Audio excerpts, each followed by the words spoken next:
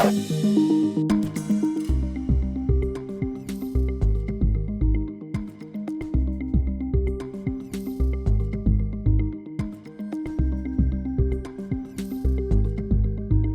now, from the CFTK-TV studios, this is Open Connection with your host, Robert Pictou.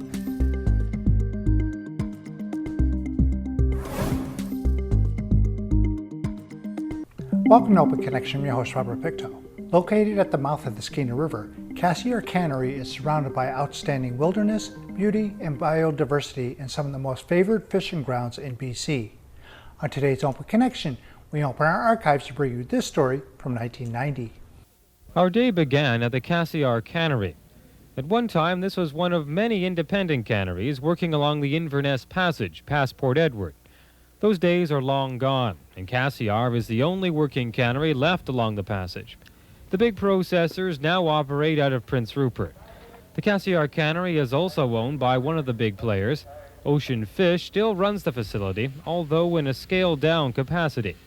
A storage freezer still remains, ocean fishermen still dock their vessels here, and the never-ending job of mending nets is carried out at a slow but steady pace. A calm pervades Cassiar, and this morning some kids take a casual stroll.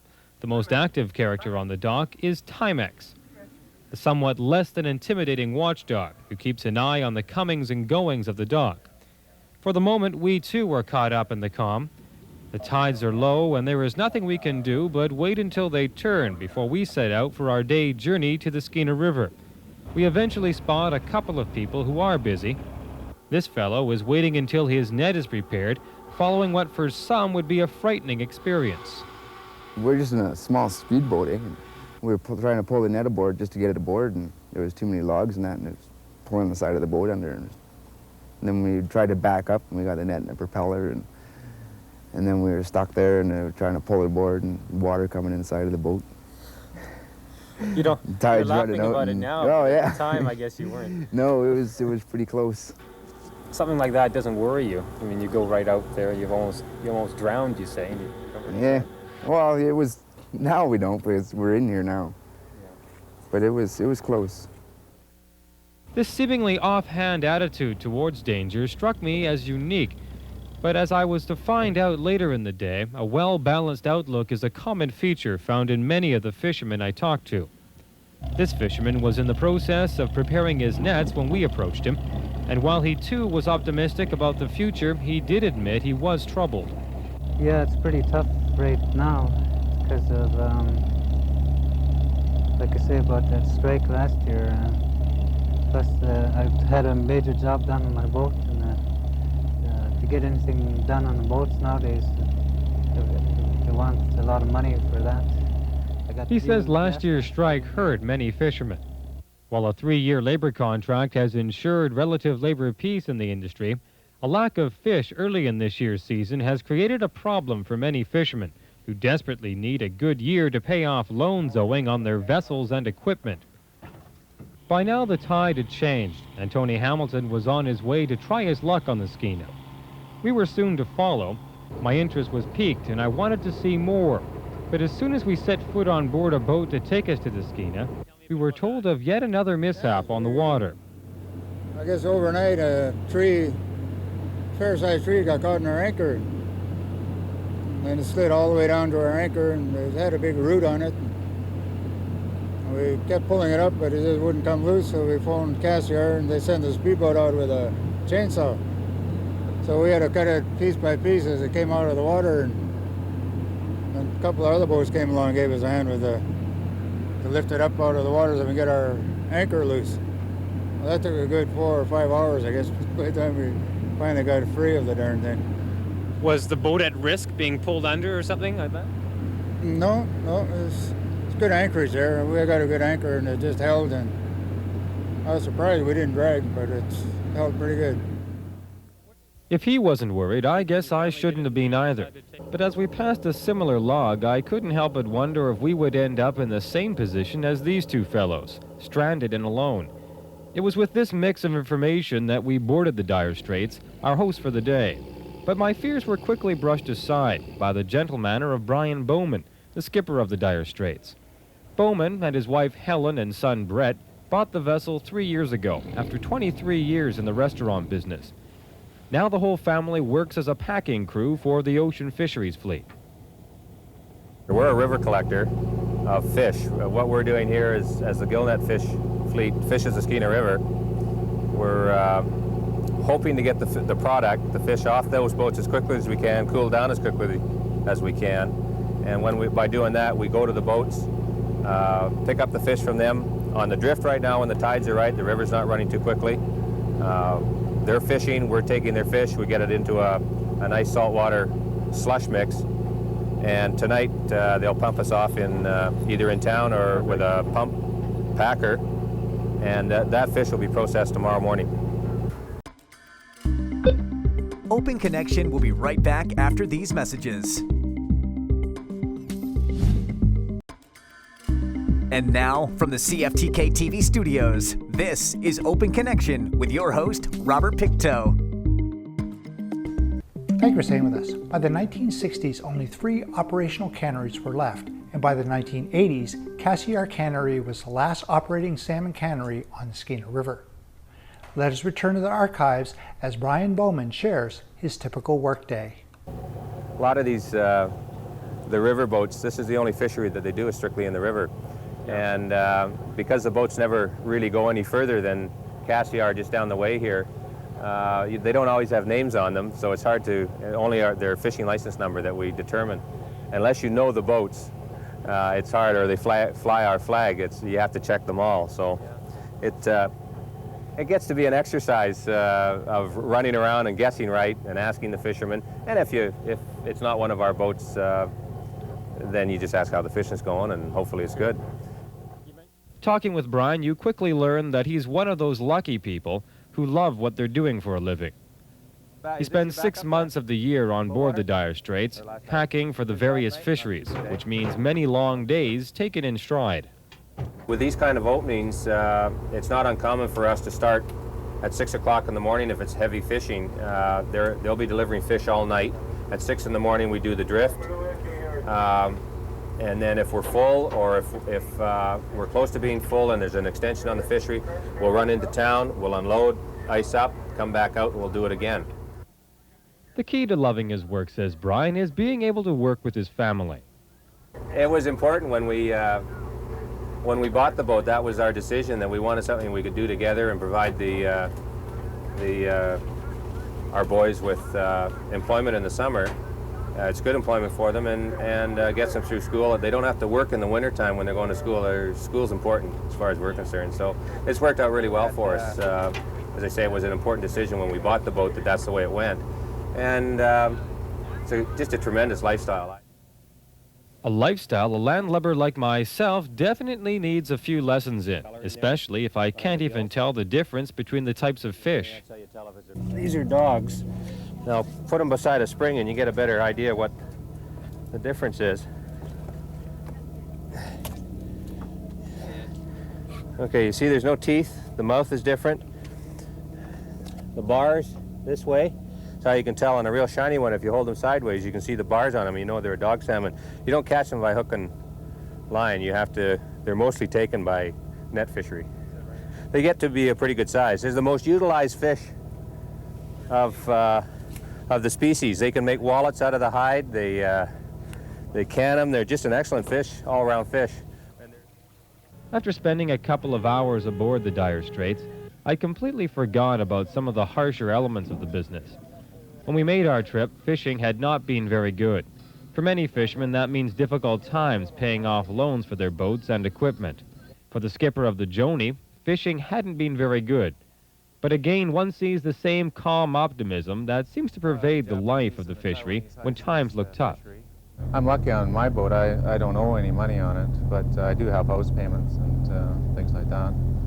So it will be tough. After saying our goodbyes to the Joni, it was soon time for our ride back to Cassiar. That's Uncle Art. The man taking us back was Art Helene, Ocean's dispatcher for the Skeena River and a good friend of many of the fishermen, including Brian and his family. First time they came up here, I took them up the river and showed them to the river, and then They just kept the family unit together and caught on real fast. They're very hard workers. I got snagged up my neck, but while I was trying to get it off, one of my boat is pounding on the rocks there, okay? There was a lot more activity at Cassiar in the afternoon than there was in the morning, but through it all was the same calm happiness that was so prominent earlier when the dock was empty, a serenity that comes with the perspective of knowing where one is rooted. Open Connection will be right back after these messages. And now, from the CFTK-TV studios, this is Open Connection with your host, Robert Pictou. Welcome back to Open Connection. With the supply based on primary products, the production of value-added products generate jobs and revenue for many towns. Let us return to the archives to discover more about value-added wood products. Value-added may mean cutting unusual sizes of planks, sizes they haven't cut in the past. We do a lot of value-added here. We separate all our clears and we sell them. We make all metric lengths, therefore we trim in 1 foot lengths. We make a variety of witnesses and thicknesses, and all that's recovery added. I mean, or value added. Value added is kind of the buzzword today, and it can mean a lot of different things, but any modern sawmill nowadays is getting as much value as it is out of its out of a log as it can. We didn't throw it away before, but it either went into sawdust or chips. And now more of it goes into lumber because of better recovery decisions, thinner saws, optimization, and therefore we get more lumber, less chips, and less sawdust. Better utilization of the resource. Cutting different sized planks to reduce the amount of material wasted is something BC mills are only starting to do, and not all mills even do that. Some professional foresters say the province still lags behind many other countries and continues to waste wood that could be utilized. Right, in this area in BC, I think now the average is around 51% lumber recovery from each log on an average. And just to compare that in the Scandinavian countries and Japan, if I'm not mistaken, the utilization level as far as lumber is concerned is around 80%.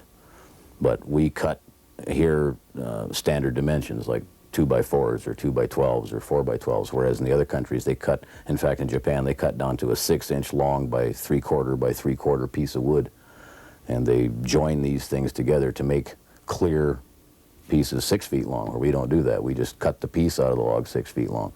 So we're wasting a lot of potentially usable material. Forester Doug Davies says the problem is a combination of attitude and economics. He's especially critical of BC's whole log export policy. You take a look at some of the prices that they're getting for export logs. I mean, the raw log form, not manufactured at all. And it's like, if you take that log and equate it to the amount of lumber that's potentially available in that log, the people are paying more for the log than we would get for the lumber manufactured from that log. And now there's something fundamentally wrong with that. Davies gives the forest industry credit for trying to get more product from the timber it cuts, but predicts significant improvements in value-added production are a long ways away. He says although BC has doubled its value-added production during the 80s, it's still only 7.5% of total exports. I think because we've gotten into this type of a commodity market, it's such a humongous entity now. Like people have been drugged down this single track, and it's very difficult for a mill, say the size of the ones we have in town here, to try and diversify or to get off of that track and try a new tack someplace. It's awfully difficult. People resist change a lot, especially with the infrastructure, with the size of these companies. The focus is lost. You know, they're into the commodity production market, and I think it takes an attitude problem. It would have to start right at the top government level or the top company level to try and change that, or to try and find other ways of doing things. Rand Menhennick agrees some companies are moving in a different direction and trying to create specialized products from the timber. He says the economics of remanufacturing are changing, and more it pays mills like Skeena Cellulose's terrace operation to cut value-added products. Well, I think we're getting to it. We haven't in the past, and probably one of the biggest reasons was our labor costs. But now labor costs in Japan and real estate, and both in Japan and the UK is very close to Canada or higher. And that's why I think you're hearing all the value added, because now it makes sense for us to do it at home.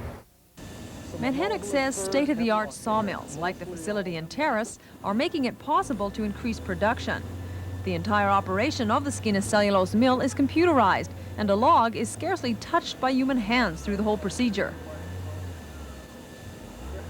Logs are sorted by size and species and stored in the log yard. A technician sends the logs through a debarker, and the skinned log continues along a conveyor belt to where a sensory device gauges its size. The log is then thrown into a trough. Another glassed-in technician, surrounded by flashing lights and buttons, watches over the log's progress as they enter the mill.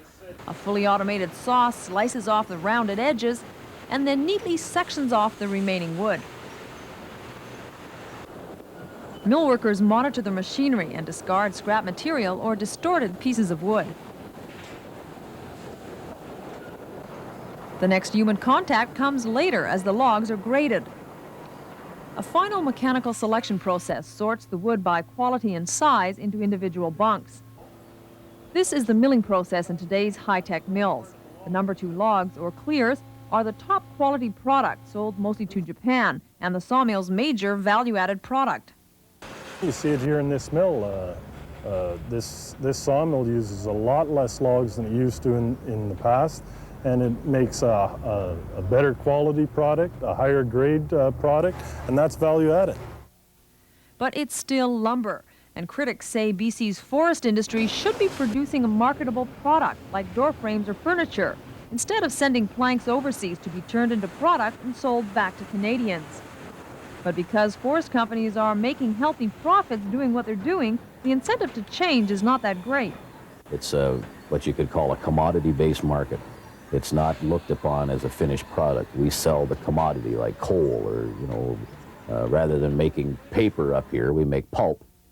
So the more things you do to a log, for example, you can either make paper on one side or lumber on the other. And if it starts where you grind up the log and make pulp sheets and send that out for somebody else to make paper, well, then you've lost that potential value from the paper. And the same thing with lumber. You can cut 4x12s or 4x10 cants and send those away, and then you've lost the manufacturing of the 2x4s, the 1x4s, or whatever results from that. Now, the answer here a lot of times is we're so far away from the markets for these products that by the time we spend the money to manufacture them and ship them there, we don't make any money. That's what a lot of the mill people tell us. I don't know if that's true or not. It may be, it may not be, but I know they're very cost conscious, and to keep the cost down, the less you have to mess with something, the cheaper it's going to be. And with all the computerized rigging now, you run a log through and just spit out nothing but 4x12s, and they go on the truck and they're gone. You know, they must feel that they're going to be more competitive selling it in that form than they are making something else. Open Connection will be right back after these messages. And now, from the CFTK-TV studios, this is Open Connection with your host, Robert Pictou. The Macintosh Classic was the first personal computer designed, manufactured, and sold by Apple Computer. It was the first Macintosh to sell for less than $1,000 US. In this final segment of Open Connection, we return to the archives as first graders begin their school day. Here, starting as early as grade 1, students are using computers the way their parents used pens and paper. This is just a basic tool of education.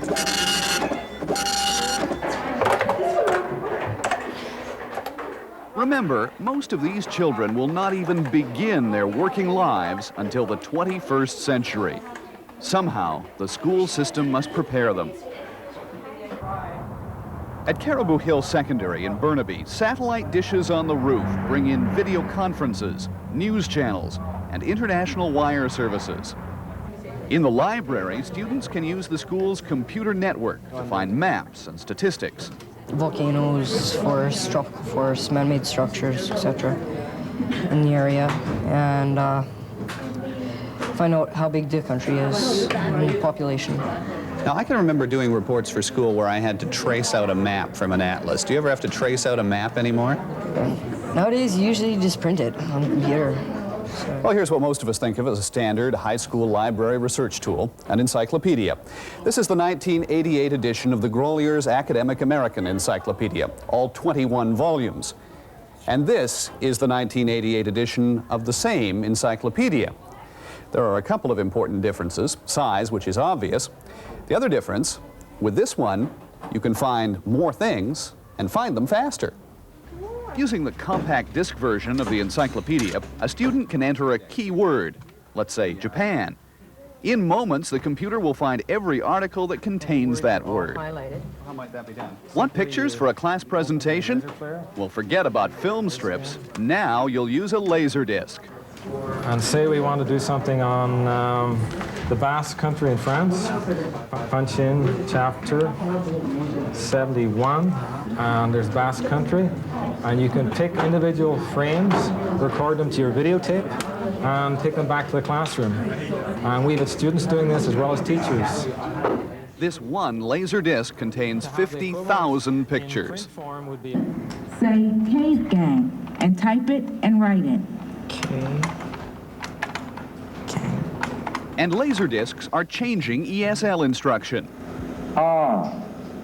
Orange. This is a laserdisc program called PALS, Principle of the Alphabet Literacy System. School officials say that just 20 weeks on one of these terminals can raise a child's English proficiency by 3 grade levels.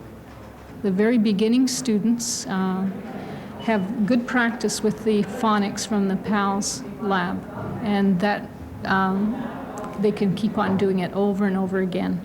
The program doesn't get tired. Not only that, the program moves at the pace of the individual student. So the interactive laser disc may be the most powerful of the new teaching tools. Here, a drug and alcohol awareness program shows video of an event, asks the student to make a choice, then shows the consequences of that choice.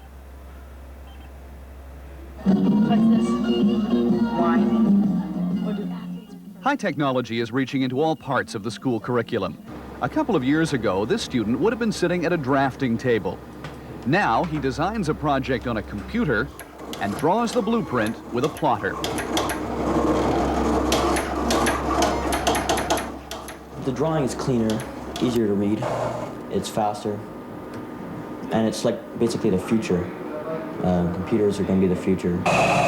And the technology that designs can actually create. A lathe in the metal shop at Burnaby Central turns out a set of matching brass cribbage pins, guided not by the hand and eye of the student, but by the numbers he has entered into a computer. It's a lot faster and a lot more efficient, and you can, as you've seen, mass-produce parts within 1/10,000th of an inch. And perhaps that is the essence of technology's impact on the schools. The idea is for students to learn the same fundamental skills, but to do so faster, better, and in a way that prepares them for our technological future. Thank you for joining us for this episode of Open Connection. The greatest distance in the existence of man is not from here to there, but the connection from his mind to his heart. If we can conquer that distance, we can soar like an eagle and realize our immensity within. I'm Robert Pictou.